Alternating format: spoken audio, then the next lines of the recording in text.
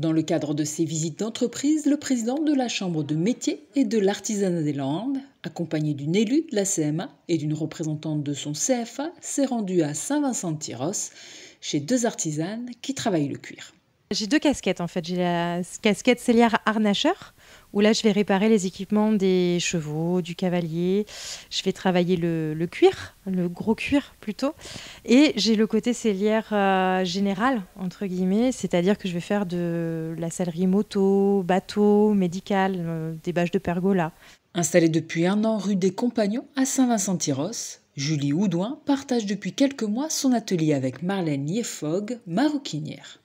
J'ai créé ma marque, c'est une marque de voyageurs, c'est surtout de l'accessoire, ça va être des sacoches, des sacs à dos, des ceintures, des petits accessoires qui vont permettre du rangement plus facile, tout ce qui nous accompagne au quotidien un peu.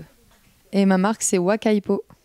Julie et Marlène ne partagent pas seulement un atelier, elles partagent également la même passion pour leur métier. Ce qui nous a appelés vers ce métier, c'est surtout la matière, parce que le cuir, c'est une matière noble qui dure dans le temps, en fait. Et ça, du coup, c'est un côté, un sac, qu'on va restaurer, qu'on va entretenir. On peut le garder toute sa vie et même le transmettre à ses enfants, à ses petits-enfants. Du coup, c'est quelque chose qui perdure dans le temps. Du coup, je pense que c'est ça qui donne un sens à notre métier aussi, c'est que ça va durer dans le temps. Je rejoins Marlène sur le côté où c'est vraiment une matière noble. C'est une matière qui est agréable à travailler parce qu'elle va réagir avec la personne. Vous pouvez faire des sacs ou même moi je peux faire des réparations sur des équipements équins. Selon la personne, le cuir ne va pas se patiner de la même manière. Donc c'est ça qui est magique. C'est une matière qui pour moi est assez magique et ça me paraissait en plus important pour moi de pouvoir travailler avec mes mains, de pouvoir faire quelque chose où j'ai l'impression de servir à quelque chose. Je répare des équipements, je redonne vie à des choses qui normalement devraient être jetées à la poubelle et ça c'est juste super. Si le cuir, leur matière première, est commune aux deux créatrices et les techniques parfois similaires, leurs métiers sont bien différents. On travaille le cuir toutes les deux, mais on ne travaille pas forcément le même cuir.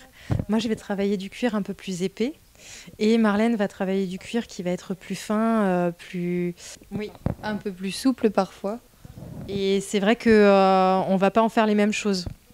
Marlène va travailler plus quelque chose de précis, ça va être beaucoup plus minutieux. Moi, c'est vrai que ça va être quelque chose de plus global. Je vais utiliser plus des lanières, faire beaucoup de couture main sur des réparations. Donc, ça se rejoint, mais en même temps, on ne travaille pas forcément sur les mêmes peaux.